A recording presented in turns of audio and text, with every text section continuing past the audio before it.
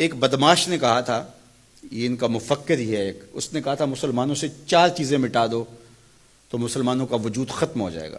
4 چیزیں جب تک ان کے اندر ہیں یہ کبھی مٹ نہیں سکتے۔ وہ 4 چیزیں کون سی ہیں؟ اس نے کہا ایک قرآن، دوسرا حج، تیسرا جہاد، اور چوتھا حضور علیہ السلام سے عشق۔ یہ 4 چیزیں اگر مسلمانوں سے ختم کر دی جائیں تو ان کا وجود توڑ کے رکھ دیا جائے گا۔ یہ بکھر بھی جاتے ہیں، یہ 4 چیزیں ان کو پھر کھڑا کر دیتی۔ تو قرآن مجید غیر متبدل ایک پیغام حق ہے اور اس کی زیر زبر بھی نہیں بدل سکتی۔ یہاں چچینیا میں اور ان ریاستوں کے اندر جب قرآن مجید چھین لیا گیا اور مدارس بند کر دیے گئے، مسجدوں کو تالا لگا دیا گیا، اور جو سبزی بھی بیچتے تھے وہ سبزی بھی دیتے تھے، قرآن کی آیتیں بھی سکھاتے تھے۔ گھر کے اندر ماں جو ہے وہ کپڑے بھی سیتی تھی اور ساتھ بچے کو بیٹھ کے قرآن مجید حفظ بھی کرواتی تھی۔ تو قرآن مجید ختم نہیں ہونے والا، اور اللہ نے آج بھی، یہ امت کے عروج کا زمانہ نہیں ہے، یہ امت کے زوال کا دور ہے۔ ہر گلی میں، ہر بستی میں، ہر محلے میں حافظ قرآن ہے۔ یہ امت کے زوال کے زمانے کی کہانی ہے، اور جب امت عروج پہ ہوگی پھر کیا عالم ہوتا ہوگا۔ قرآن اس امت کی زندگی ہے، اس امت کی حیات ہے۔ لادینی قوتیں یہ سمجھتی ہیں کہ قرآن کو ان سے چھین لیا جائے۔ میں کہتا ہوں تم میں جرأت ہے تو قرآن کے چیلنج کو قبول کرو۔ قرآن نے کہا ان کنتم فی ریب مما نزلنا علی عبدنا فاتوا بسورۃ من مثلہ۔ قرآن کی مثل ایک کی صورت لا کے دکھاؤ۔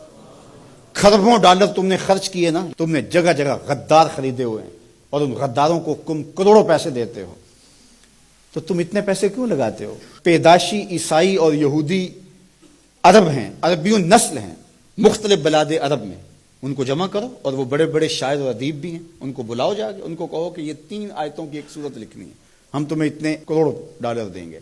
لیکن تیرے سامنے یوں دبے لچے فصحا عرب کے بڑے بڑے، کوئی جانے کے منہ میں زبان نہیں بلکہ جسم میں جان ہے۔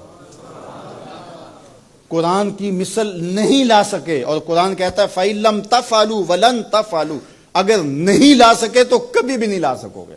یہ قرآن کا چیلنج ہے، اور یہ کسی بند کمرے میں نہیں دیا، یہ کھلی کتاب میں چیلنج آج بھی موجود ہے۔ جو وکیل بحث نہ کر سکے وہ گالیاں دینا شروع کر دیتا ہے۔ پرے پنچایت میں آپ نے بھی دیکھا ہوگا کہ جو جھوٹا پڑ رہا ہو وہ آگے سے گالیاں دینا شروع کر، لڑائی شروع کر دیتا ہے۔ یہ جو ناروے میں واقعہ ہوا ہے، یہ جھوٹے لوگ ہیں۔ اگر تمہارے میں ہمت ہوتی، تمہارے میں دم ہوتا تو قرآن کی مثل لاؤ نا، 3 آیتیں لاؤ۔ لیکن یہ آگ لگانے کا مطلب کیا ہے؟ آگ لگانے کا مطلب کہ تم اپنی شکست تسلیم کر رہے ہو کہ ہم اس کتاب کا مقابلہ نہیں کر سکتے، اس لیے گندگی اور غلاظت پہ اتر آئے ہو اور قرآن مجید کے نسخے کو آگ لگانا جانتے ہو۔ اور میاں تم کسی نسخے کو تو آگ لگا لو گے، لیکن جو روحوں پہ لکھا ہوا ہے اس کو آگ کیسے لگاؤ گے؟ اور علماء نے کہا ہے کہ جب قرآن مجید کو کوئی آگ لگائے یا اس کو پھینک دے تو وہ لفظ پھینکتا ہے، نور اڑ جاتا ہے اس کا۔ قرآن اللہ کی کتاب ہے، اللہ اس کی حفاظت کرتا ہے۔ تو یہ بات ذہن میں رکھیے، یہ شکست خوردہ ذہن کی علامت ہے کہ یہ جو کچھ کیا گیا ہے، یہ بالکل نکھٹو قسم کے، یہ ہارے ہوئے شکست خوردہ لوگوں کا مزاج ہے کہ وہ کتاب کو آگ لگا رہے ہیں۔ میاں یہ کیا بات ہوئی؟ دنیا کی کسی بھی تہذیب میں ایسا ہوا ہے؟ کوئی بھی دانشور ایسا کرتا ہے؟ تمہارے میں دم ہے، جرأت ہے تو اس کتاب کا مقابلہ کر کے دکھاؤ، اور تم نہیں کر سکتے اور کبھی بھی نہیں کر سکتے۔ اور یہ قرآن کا چیلنج 14 صدیوں سے موجود ہے۔ بڑے بڑے اہل سخن اس زمانے میں تھے جن کے سخن کا طوطی بولتا تھا، اور جو قادر الکلام شاعر اور ادیب اور فلسفی جو ہے وہ فصحا کہلاتے تھے، لیکن قرآن کا مثل وہ بھی نہیں لا سکے۔ تم کس کھیت کی مولی ہو؟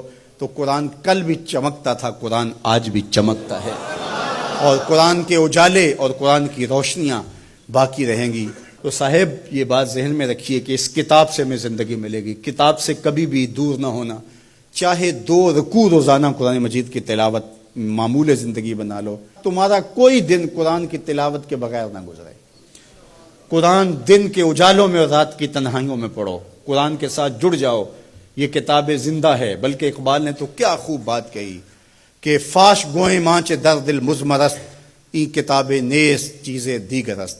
اقبال کہتا ہے میں کھل کے نہ کہہ دوں جو میرے سینے میں چھپا ہے، یہ کتاب نہیں، یہ کوئی اور ہی شے ہے۔